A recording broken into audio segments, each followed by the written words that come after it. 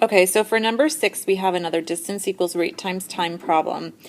This one is a little bit different because it's not an inequality, but what we know is that Anne is going to her grandma's house on one trip at 60 miles per hour, and then she returns at 45 miles per hour. And so I know that her trip there is the same distance as her trip home. So I'm gonna set up an equation in which the two quantities are equal. But what I can do is I need to first kind of set a variable, and I'm going to set the first variable to be h. So what I will write is I'll say let h equal the number of hours on trip A.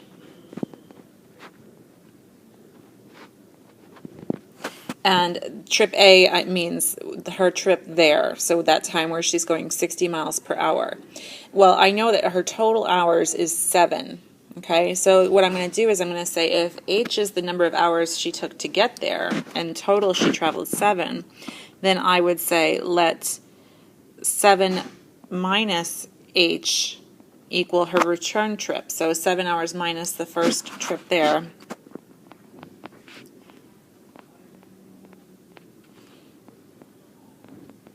So this would be the number of hours on trip B. So I'm going to move over to the left here, and I'm going to set up my equation. The trip there, she traveled at 60 miles per hour, so that's 60 h. I know that distance, that's 60 h is the distance because that's rate times time. That distance is equal to the return distance, in which she was traveling at 45 miles per hour. But I set her time to be 7 minus h. So again, I have distance. Right here I have distance because I have rate times time on the right-hand side. So that distance from trip B, the return trip, is equal to this distance, the trip out there to Grandma's house.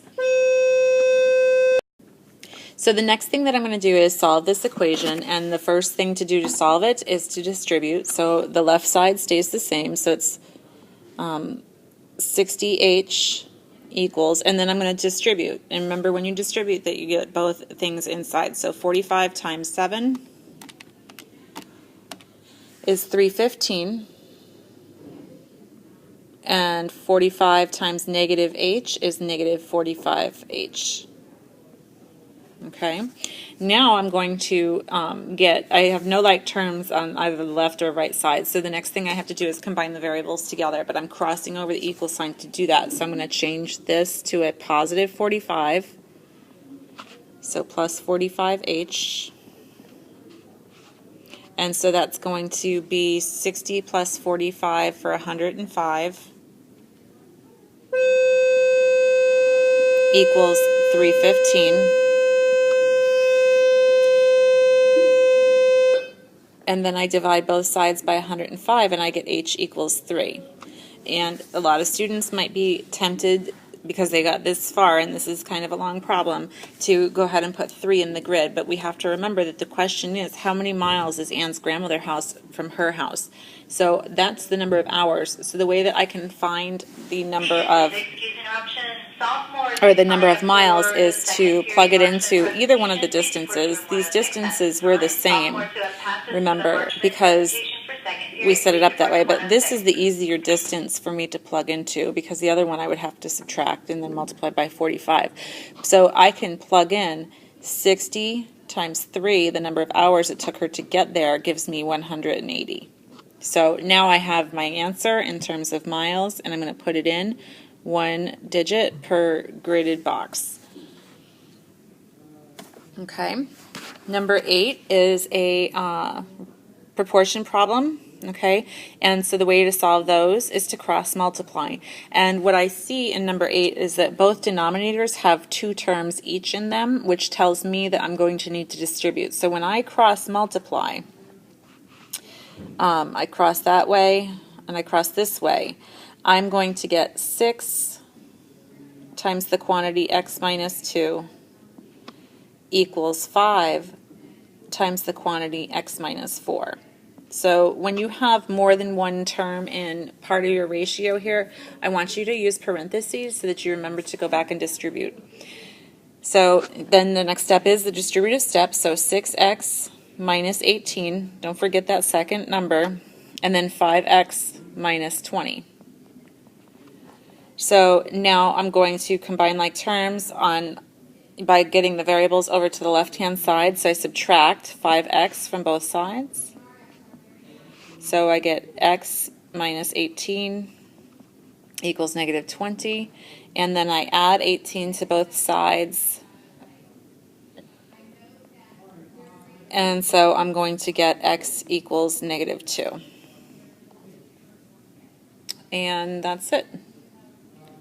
This problem was pretty straightforward. Again, your negative gets a box and your digit gets a box on the gridded response.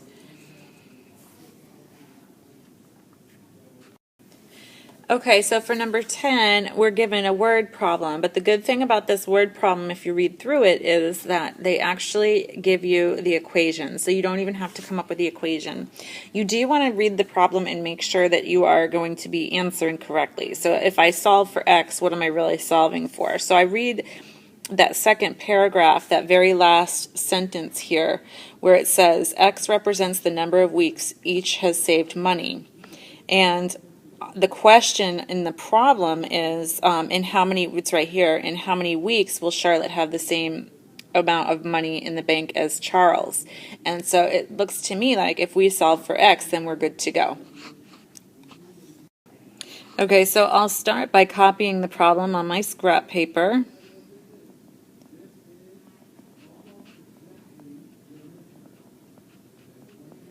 And I want to make sure that I've copied it correctly. So I just double check that. Now I'm going to get my variables on one side. I don't have like terms on the left. I don't have like terms on the right. There's no distributive property here. So my next job is to get the variables together. And so to do that, I'm going to choose the smaller one and do the opposite sign to it because I'm doing it to both sides. And then it's 135 on the left. The 5x's are canceling, equals 90 plus 10x minus 5x, which is 5x. I subtract 90 from both sides, and I get 135 minus 90 for 45. And then when I divide both sides by 5, I get x equals 9. And so I go back again always when I'm taking a test like this, and I make sure that I'm answering the question, even though I kind of thought about that at the beginning. I make sure that I'm answering the question where x represents the number of weeks each has saved money, and that's what I'm looking for, and so I can put it in my graded response, left or right justified. Number 11 is a literal equation, and you're asked to solve for y. So we practiced a few of these in class, and this is really important in Unit 5 when we're talking about lines. So it is great practice for upcoming material. But what you're going to do in number 11 is start out with copying your equation on your scrap paper, of course, and you're going to try to get y by itself, but right now y is being multiplied by 2 and x is being added to that. So you're going to undo the addition or subtraction first. So I have positive 1x. I'm going to subtract x from both sides. That leaves me with 2y equal to negative x plus 18. And then my last step is to divide both sides by 2. And that means that both terms on my right-hand side are going to be divided by 2.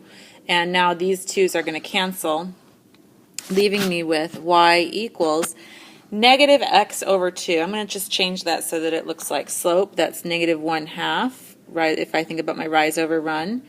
X plus 18 divided by 2, which is 9. And so I can see that the answer is choice A.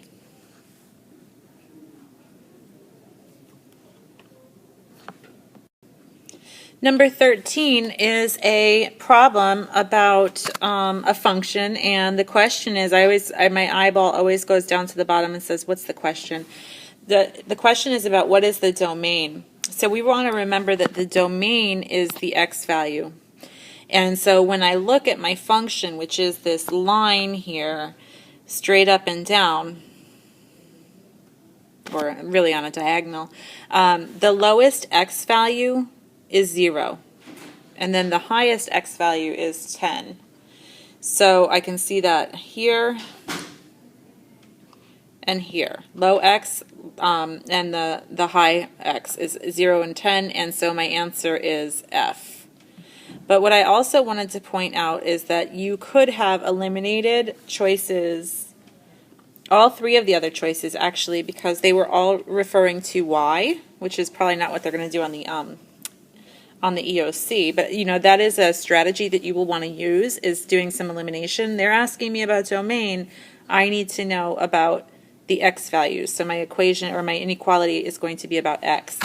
Another thing that you might want to ask yourself just for practice is what would, if they were asking about the range, what would the answer have been? And I would say that the lowest y value is actually down here now. That's the lowest y value at y equals 0, and the highest y value on this graph is up here at, and now I've covered it up, so I'm trying to find an original, at 20. So if I were asked about the range instead, my answer would have been G. For number 14, we are looking to figure out which one of these graphs matches the equation that's given. And so what I would do is, at this point, until we learn about x and y intercepts, I would take this equation and I would rewrite it in y equals mx plus b form. And just like we did on one of the earlier problems in this midterm review, we're going to solve for y. And we're going to do that by subtracting 3x from both sides. And that gives us negative y is equal to negative 3x plus 4. And I don't combine the 3x and the 4 because they are not like terms. The 4 is a constant and the negative 3x is a variable term, so they're not alike. Well, right now, in front of the y, I have a negative 1. So what I'm going to do next is I'm going to divide both sides by negative 1. And when I divide by negative 1, I need to divide both things on the right-hand side by negative 1 as well. So on the left-hand side, I get negative 1 divided by negative 1, which is positive y. So that's good. And then I get negative 3 divided by negative 1, that's positive 3. And positive 4 divided by negative 1 is a minus 4. So what I can see from this is that the slope is 3, and the y-intercept, the b, is negative 4. So what I'm going to do right away is I'm going to look at my graphs. I'm going to figure out which one of these graphs has a y-intercept of negative 4. And when I look at graph A, my y-intercept is up here. That's a positive 4. And I look at graph D, and there's my y-intercept, which is also positive 4. So it can't be choice A, and it can't be choice D. So that's going to give me narrow my choices down to either B or C. Well, the next thing that I'm going to look at is the fact that m is equal to positive 3. So since the slope is positive 3, the only graph between my choices B and C that has a positive slope is graph C. And if I look at it closely, I can see that it is going from negative 4. The slope is rising 3 and running 1. So that makes sense, and C is the correct choice for that.